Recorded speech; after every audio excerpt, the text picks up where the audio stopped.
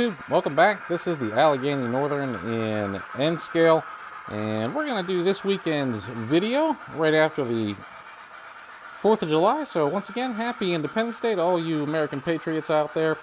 And what better way to start this video than an American icon, and that is good old Chessie System. But we are going to talk about the most recent poll results today, and that is, how did you come up with your scale? How did you select your scale? And not surprising, a majority of you at 24% said that you selected your scale by complete accident. So the train set was either given to you or it was in some way you just bought it, and that sort of was it. And whatever it was, you ended up in your current scale, whether it be HO, N scale, Z scale, whatever. So that was the majority of folks, and I think that is a pretty realistic story for a lot of modelers. They just sort of happen into a scale, and well, there it is. And that doesn't surprise me at all, because in my case, my parents got me a N scale train set, but that Bachmann set, if you recall, and from there I sort of turned it into the basement empire that it is today. But that was how I got started in N scale, and I just stuck with it. So honestly, it was a complete accident. A much smaller number, at 15% of you, said you did the research and you really thought about what you wanted to do, and that is how you select your scale. I'm not surprised by that at all, because for most of us, we don't necessarily do a whole lot of research. We sort of just plunge right into it. Guys, you understand me. We don't really read the instructions. We just sort of do it, right? So you walked into a hobby shop, you walked into a toy store, you saw the scale, you saw the model train, and went, I need a model train, and before you knew it, you had a hobby. Okay, the next largest group, 24% of you picked a particular model you were interested in, and that drew you to the scale. So whether you were at the hobby shop or whatever, you saw a particular model and you wanted that model, and that is how you got into this. And that makes a whole lot of sense. That's another one of those sort of accident things, but it was a particular model that dragged you into the hobby.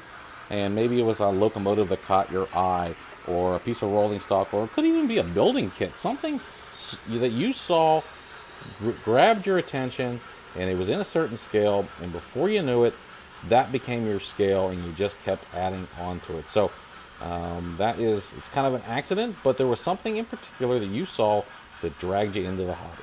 Okay, and lastly, 23% of you lovable goofballs picked the final option, which was your scale chose you and followed you home, and your wife let you keep it.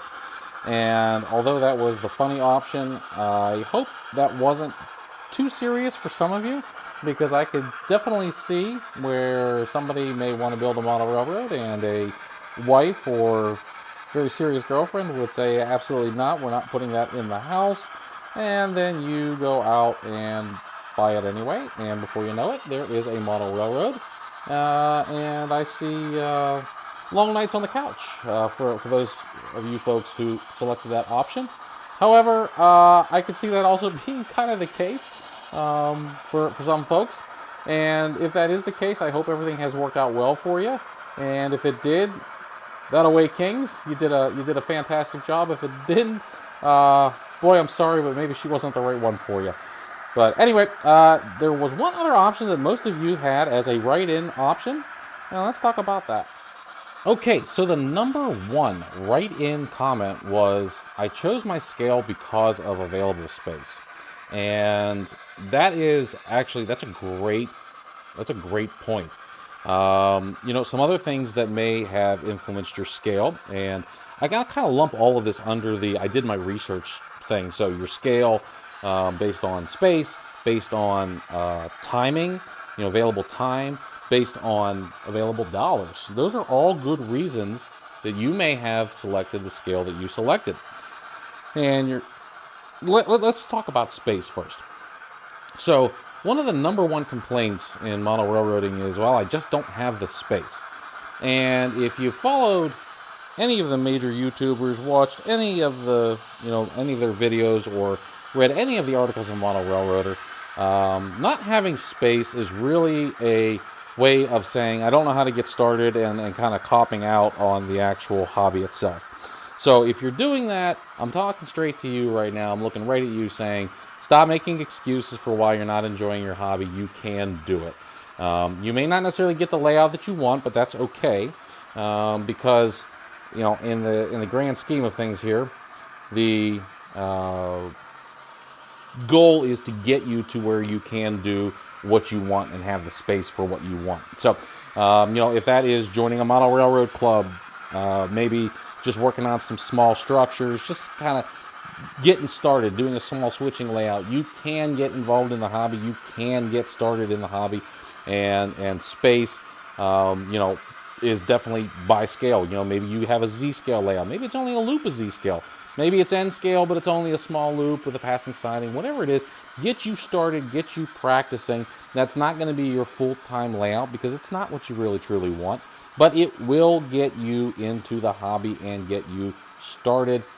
Like I said, joining a club is a great way to do that, and I talked about that in my whole getting started in the hobby video, so go back and check that one out. So, but space definitely is a concern, and let's talk about some of the other things here. If you are not a single individual and you've got a family and you've got kids, then your dollars may be tied up in things more important than your hobbies and in model trains. And so dollars are very important, and this is an expensive hobby. Yes, there are ways that you can do things on a budget, and there are budget options available, but even those budget options to get a full layout is very expensive. This is not a cheap hobby.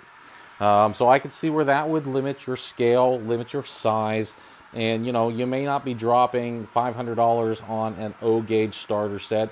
You might be dropping $200 on an N gauge starter set, and there's no problem with that. If that's how you pick your scale, you're going to find that there's a lot of things that you can do in whichever scale you select. And I know that there are some people, I'm obviously partial to N scale because that's what I've chosen to model.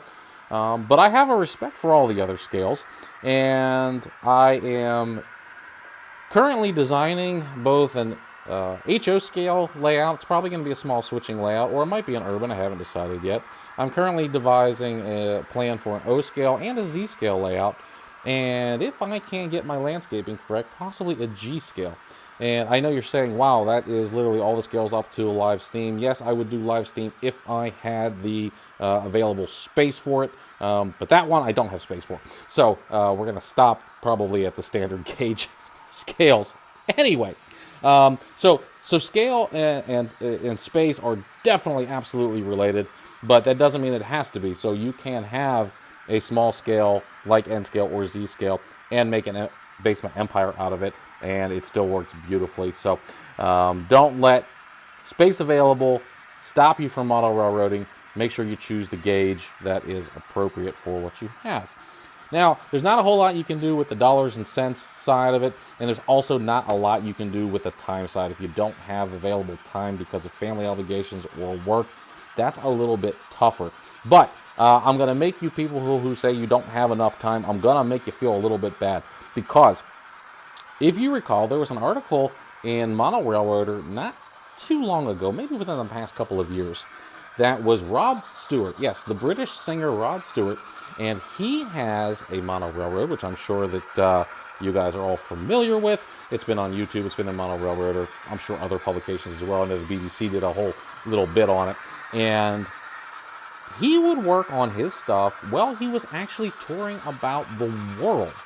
And he would bring his modeling stuff to the hotel. That was one of his requirements. He would set up a small little studio where he would work between shows and in his off time. And, he also has a family with kids and wife and stuff like that he also had to contend with. He balanced all of that, making his modeling time when the kids were in bed or between shows. He would take a couple of hours for himself to work on his models. So he made the time, and he was traveling the world doing tours. So if you don't have the time, you might need to just sit down for a second and take a look at what you're doing and see what you've got going on. Now, the only person that I would say maybe doesn't have that capacity to do that is somebody who's actively serving in the military right now. You guys got a little bit more of a, let's say, important and diligent role to do, and you might not be able to make the time for model railroading. That's understandable. But for the rest of you, stop making excuses. Get out there, get your hobby started. And I know we've drifted a little bit into the original topic, but what made you choose your scale? So for the vast majority of you, there was some planning or some forethought that went into it, whether you saw it somewhere, whether you got interested in a particular model, or you just saw, hey, I like that scale, I like that train set, and before you knew it, you had a hobby. In any event, that was the breakdown from the poll. Very interesting results, but it kind of shows you where your fellow modelers are up to. And for those of you who bought a train set and your wife let you keep it, I hope it was not a situation between her or the trains. And if it was between her and the trains, and you chose the trains, I don't know if I'm going to blame you. I'm going to question your judgment, but I don't know if I'm going to blame you. But anyway, so that's where we sort of are with the end results of our poll. As always, stay tuned to the communities tab. I will post polls there from time to time, just for you guys to throw in your insights and to see what other modelers in the community are up to and what makes them kind of tick. All right, everybody, have a great rest of your holiday weekend, and we'll catch you here next weekend.